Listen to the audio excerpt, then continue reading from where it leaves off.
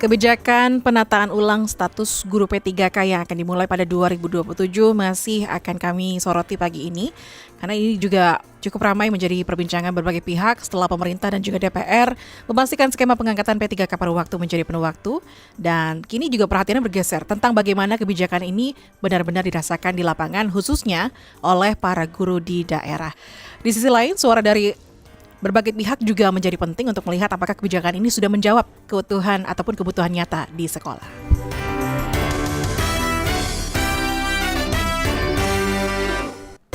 Dan untuk membahas lebih lanjut, kami sudah tersambung via Zoom bersama dengan Ketua PB PGRI, Bapak Dudung Abdul Qadir, dan juga Guru P3K paruh waktu di SMA 6 Pandeglang, Rian Pratama.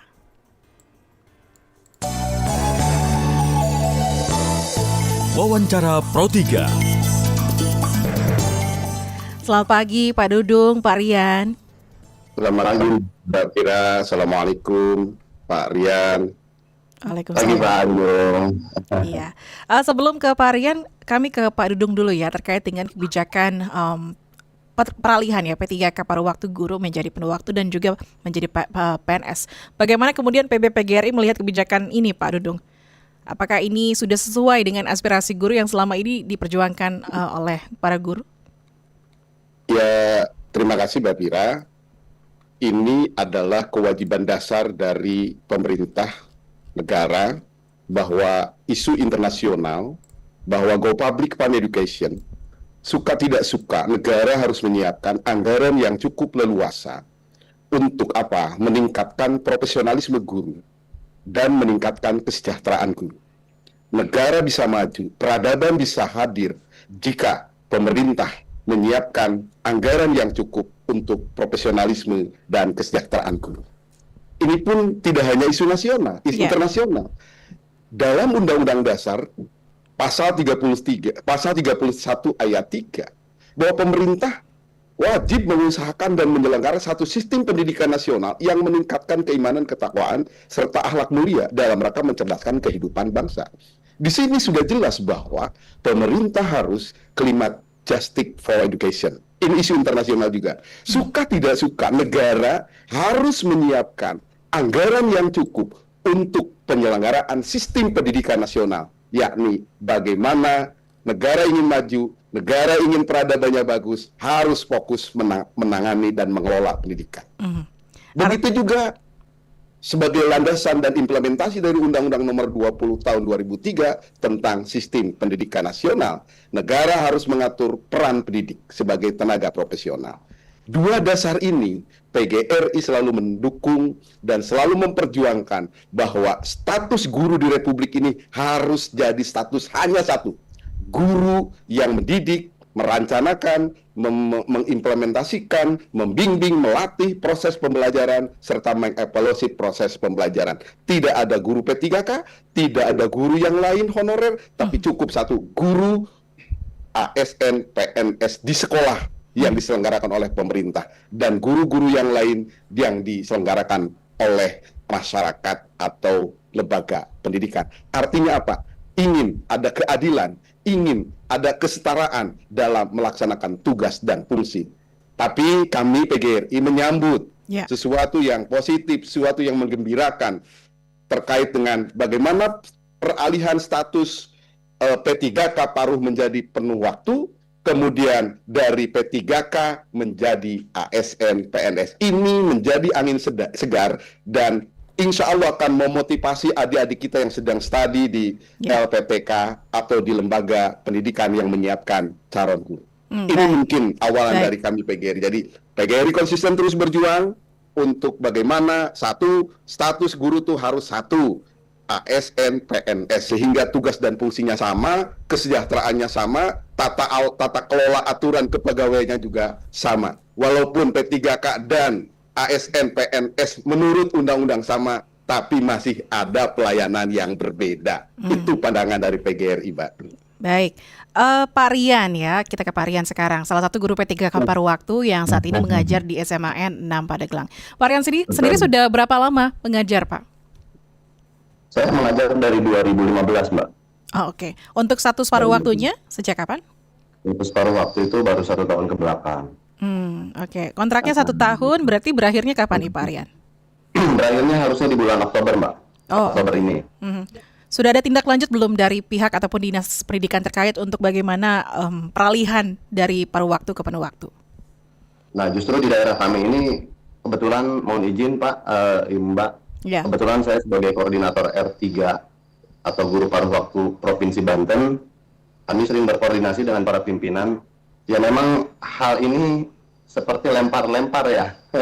Dari daerah diberikan ke pusat. Kita coba komunikasi dengan pusat, akhirnya pusat memberikan juga ke daerah. Nah, dalam hal ini untuk paruh waktu ini kan harusnya sudah bisa direalisasikan untuk peralihan. Ya. Tapi pada kenyataannya daerah belum mengajukan untuk peralihan itu, Mbak. Jadi daerah itu hanya memperpanjang saja, gitu. Tapi dengan adanya yang kemarin berita yang disampaikan oleh Pak Sumidasko, alhamdulillah ya, kalau saya pribadi sih dan kawan-kawan paruh waktu yang guru khususnya menyambut baik. Tapi dalam hal ini juga ada sedikit hal yang menurut kami ini belum pas gitu loh, Mbak. Misalnya apa tuh Pak Rian? Ya contoh, kita peralihan dari P3K ke PNS ini harus melalui tes lagi. Yang kedua kan teman-teman di kami itu rata-rata usianya hampir 40 ke atas, 35 ke atas, dan sepertinya kalau untuk CPNS beliau-beliau itu tidak bisa mengikuti, Mbak. Oke. Gitu. Hampir 80% yang saya ketahui di seluruh Indonesia ini, teman-teman P3K paruh waktu maupun penuh waktu itu rata-rata usianya di atas 35 tahun. Ya. Sedangkan PNS itu kan harusnya di bawah 35 tahun. Begitu, Mbak. Oke. Tapi untuk peralihan ke penuh waktu tentu ini juga menjadi angin segar ya untuk teman-teman paruh waktu betul. ya. Cuman di situ juga ada hal yang menurut saya ini bukan untuk menyelesaikan masalah juga, tapi mungkin akan menimbulkan masalah baru, Mbak. Karena posisinya yang akan diperalihan ini kan hanya statusnya yang guru saja, sedangkan tenaga pendidik yang lain, teknis dan nakes, sepertinya tidak terbawa. Gitu loh. Tidak tertampung juga dalam kebijakan ini. Betul. Nah, khawatir malah ini angin segarnya untuk guru, tapi untuk teman-teman yang lain ini menjadi salah satu hal yang mungkin mengecewakan teman-teman yang lain. Kalau harapan saya sih sebetulnya tidak usah ada pengkotak-kotakan baik guru, nakes, ataupun teknis. Kalau mau diangkat ya diangkat semua gitu maksudnya. Oke, baik. Pak Dudung mungkin ada respon ya ataupun tanggapan dari pernyataannya Pak Rian? Ya, kalau kami juga sama sepakat dengan apa yang disampaikan oleh Pak Rian bahwa ini harus ada transformasi tata kelola secara sistemik. Jadi secara utuh menyeluruh terkait bagaimana perubahan dari P3K daerah ke P3K pusat. Sistemnya dikuatkan dulu secara sistemik. Itu yang pertama. Dari awal PGRI menawarkan bahwa ketika P3K ini diangkat, harus segera ada tata kelola terkait dengan P3K. Baik yang ASN guru maupun ASN non-guru. Ini penting. Kenapa? Karena keberlangsungan status, keberlangsungan tugas dan fungsi, serta peran, serta keberlangsungan kepegawaian dan sistem penggajian. Ini yang menjadi risau dari teman-teman P3K kalau tidak segera ditata kelola dengan baik. Ya alhamdulillah Pak Rian dan teman-teman, pemerintah sekarang memberikan angin segar, tapi terus kami PGRI mendorong bahwa penting sekali yang pertama harus dilakukan oleh pemerintah tata kelola transformasi guru. Di situ ada dua, karena sebetulnya ini bertentangan, tidak ada istilah P3K paruh waktu. Yang ada dalam undang-undang itu ASN hanya ASN PNS dan ASN P3K. Kalau PGRI berbaik hati kepada pemerintah, tapi segera selesaikan persoalan ini dan dijawab Pak Rian di 2027. Mudah-mudahan janjinya tidak meleset kembali. Tentu menjadi harapan banyak pihak ya. Tapi PGRI ingin supaya status guru dan tenaga kesehatan dan lain itu menjadi obsesi para anak muda hari ini. Kalau statusnya hanya seperti ini, saya yakin anak-anak hebat di Republik ini akan berpikir ulang untuk menjadi guru dan tenaga kesehatan. Tapi kalau negara menghormati, kalau negara memberikan ruang kepada guru, kesejahteraannya menjadi nomor 1 di Republik Indonesia, anak-anak hebat di Republik ini akan berebut masuk ke perguruan tinggi yang menyiapkan calon guru. Itu yang disebut Go public fund education. Kenapa Singapura bagus pendidikannya? Kenapa Finlandia bagus pendidikannya? Negara sangat menghormati profesi guru dan dosen. Itu, Mbak. Baik, jadi apa yang perlu diawasi sehingga kebijakannya tidak hanya berhenti di atas kertas saja, bisa dikatakan seperti itu ya Pak Dudung? Iya, betul. Jadi kalau saya, tata kelola yang harus disiapkan adalah kalau PGRI menawarkan yang disebut dengan Badan Guru dan Dosen Indonesia. Jadi semua guru, tidak guru agama, tidak guru umum, semua satu tata kelola. Sehingga ini yang terjadi, Mbak. Terjadi labirin tata kelola. Begitu panjang urusannya terkait dengan pengelolaan guru. Ada Kemendagri, ada Kemendikdasmen, ada Kemenpan RB, ada Kemenkyu. Kami ingin semua guru ditata kelola yang sama, diurus oleh lembaga yang satu, sehingga kesejahteraannya minimal sama, kemudian tugas dan fungsinya sama, hak dan kewajibannya merata. Sehingga apa? Inilah yang disebut mimpi bagi guru, sehingga guru begitu ditempatkan dalam layanan yang sangat luar biasa, sehingga mereka akan memberikan layanan yang terbaik untuk bangsa dan negara dalam mencerdaskan kehidupan bangsa. Memuliakan guru akan mewujudkan peradaban yang lebih baik. Makan soto babat di Kota Baru, rasanya enak, terasa seperti dulu. Siapa saja pejabat yang memuliakan guru, hidupnya sehat, sukses, berkah, bahagia selalu. Tuh. Sudah menyiapkan pantun ternyata Pak Dudung ya. Begitu Pak Rian ya? Sepakat kan? Siap, benar Pak. Oke. Ya, tapi Pak Dudung di PGRI sendiri ada berapa banyak sih mungkin punya catatan ya guru yang masih berstatus paruh waktu saat ini? Saya kurang, suaranya kecil ya Mas Rian. Halo, bisa mendengar dengan baik? Halo? Iya. Nah, Ya, suaranya kecil. Catatan dari catatan dari PGRI Pak punya ini tidak data berapa banyak guru paruh waktu yang terdata oleh PGRI yang juga turut nantinya akan dialihkan pada bulan Januari mendatang. Data pasti saya tidak mempersiapkan hari ini, tapi kurang lebih 600.000. Okay. Makanya ketika usul kami PGRI di Komisi 10, kalau saja saat itu langsung diambil alih untuk kesejahteraan oleh pusat, kasih aja 3 juta. 1 bulan hanya 1,8 triliun, kecil, ngambil bagian kecil dari yang program presiden, itu bisa. Kali setahun hanya 19 triliun. Ini jadi kalau serius, kalau political will-nya ada, insya Allah selesai program strategis presiden berjalan, kesejahteraan guru meningkat. Dan mudah-mudahan ini di 2027 nanti betul terlaksana. Paruh waktu berubah status menjadi penuh waktu, diambil alih oleh pusat. Jangan sampai aturan ketika seleksi diatur oleh pusat, tapi ketika penggajian diserahkan ke daerah. Sementara daerah fiskalnya itu tidak merata, Pak. Ini yang saya membuat sedih, ini yang membuat kami semua PGRI bersuara keras, bersuara lantang. Ayo, pemerintah kalau pendidikan ini ingin berkualitas untuk semua, ingin bermutu untuk semua, perhatikan profesionalisme, kemudian kesejahteraan dan perlindungan guru di seluruh Indonesia. Itu, Pak. Tapi Pak Rian, sejauh ini apa sih yang menjadi tantangan yang dialami oleh guru P3K paruh waktu selama mengajar? Apakah ada dampaknya terhadap aktivitas mengajar sehari-hari? Mungkin dari sisi pendapatan, mohon maaf, dan juga lain-lainnya. Ya, kalau saya pribadi sih, kalau suruh milih ya Mbak, Pak Ketua, mohon izin. Kalau suruh milih mungkin saya lebih memilih kemarin ketika honor. Karena penggajiannya itu lebih besar daripada yang sekarang. Oh, oke. Betul. Hanya sekarang itu kan kita memiliki NIP ya. Ya, itu saja sih kelebihannya. Terlepas daripada tugas dan tanggung jawab, ya sekarang lebih banyak dan lebih berat tentunya Mbak, dibandingkan ketika kami menjadi honor.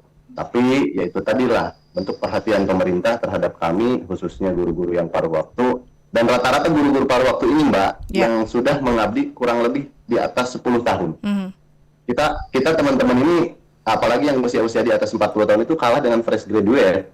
Gitu, dengan yang mereka baru hadir, mereka mengikuti tes langsung. Nah, ini tadi yang saya sampaikan ketika awal, kami sepakat, kami sangat senang mendengar berita yang sudah disampaikan, tapi kami pun agak sedikit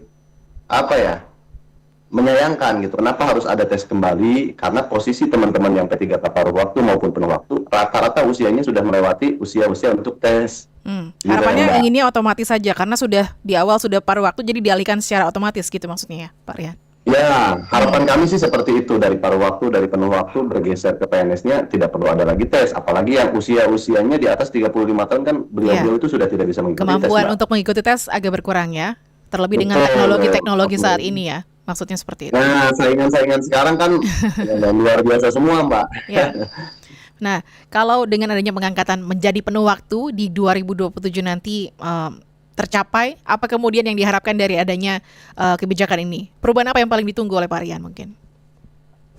Ya, yang pasti kesejahteraan ya, Mbak ya. Ya. Karena belum tentu nanti peralihan dari paruh waktu ke penuh waktu juga kita sudah tercukupi. Apa hanya alih status saja seperti yang awal lah, dari honorer menjadi P3K paruh waktu. Yang harapan kami itu kita sejahtera. Ternyata begitu ada peralihan justru merosot dari penghasilan awal gitu ya. Mudah-mudahan ketika nanti peralihan dari paruh waktu ke penuh waktu, segala sesuatunya disamaratakan dengan PNS. Karena kan di Undang-Undang 2023 nomor 20 kalau tidak salah, itu menyampaikan bahwa kesetaraan antara P3K, ASN, dan PNS untuk segala macamnya, baik itu kesejahteraannya, tunjangan, dan lain sebagainya. Mungkin itu sih, Mbak. Ya, tentu ada harapan-harapan terkait dengan kesejahteraan yang bisa diharapkan semakin meningkat ya untuk para guru tenaga pendidik di Indonesia. Nah, Pak Dudung, bagaimana kemudian peran dari PGRI untuk mengawal kebijakan ini?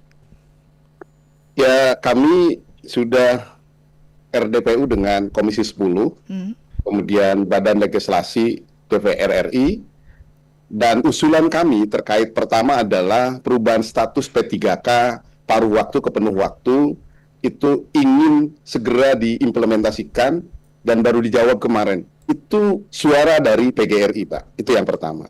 Yang kedua, kami ingin baik P3K paruh waktu maupun penuh waktu itu dijadikan ASN PNS secara penuh. Walaupun mekanismenya mungkin boleh tes, Mas Rian atau Pak Rian, tetapi tesnya jangan terlalu mempersulit mereka untuk bisa masuk ke ASN PNS. Karena salah satu syarat menurut Undang-Undang ASN ada seleksi PNS, tes PNS. Itu syarat. Jadi memang itu harus dilalui. Tinggal nanti political will dari pemerintah melalui Kemendikdasmen, Menpan RD itu melakukan, dan BKN melakukan diskresi kalau menurut saya. Karena mereka sudah berjasa, mereka sudah melakukan perjuangan, dedikasi untuk mencerdaskan kehidupan bangsa. Hargai mereka adalah sebuah proses bagaimana selama ini mereka sudah berkontribusi untuk bangsa dan negara. Jadi ke depan setelah selesai P3K baru ditata ulang untuk Gen Z, untuk milenial, guru masa depan yang betul-betul menyiapkan harapan sesuai dengan transformasi sumber daya guru ke depan, sehingga disesuaikan dengan merit system, kemudian disesuaikan dengan berbagai hal yang diinginkan oleh pemerintah terkait dengan bagaimana menyiapkan guru masa depan dan masa depan guru Indonesia. Saya pikir itu, Pak. Baik, kalau itu terima kasih Pak Dudung dan juga Pak Rian atas waktunya pagi ini. Kita harapkan semoga kesejahteraan guru meningkat ya dengan adanya kebijakan ini, dan sama-sama kita mengawal ya sehingga guru semakin mudah-mudahan di 80 tahun Indonesia merdeka, guru-guru Indonesia profesional, sejahtera, bermartabat, dan terlindungi. Itu yang PGRI harapkan, Pak. Ya, terima kasih Pak Dudung dan juga Pak Rian. Selamat pagi. Pagi. Hatur nuhun, Kang Rian. Ketua PB PGRI Dudung Abdul Qadir dan juga guru P3K paruh waktu di SMAN 6 Pandeglang, Rian Pratama SPD. Wawancara Pro 3.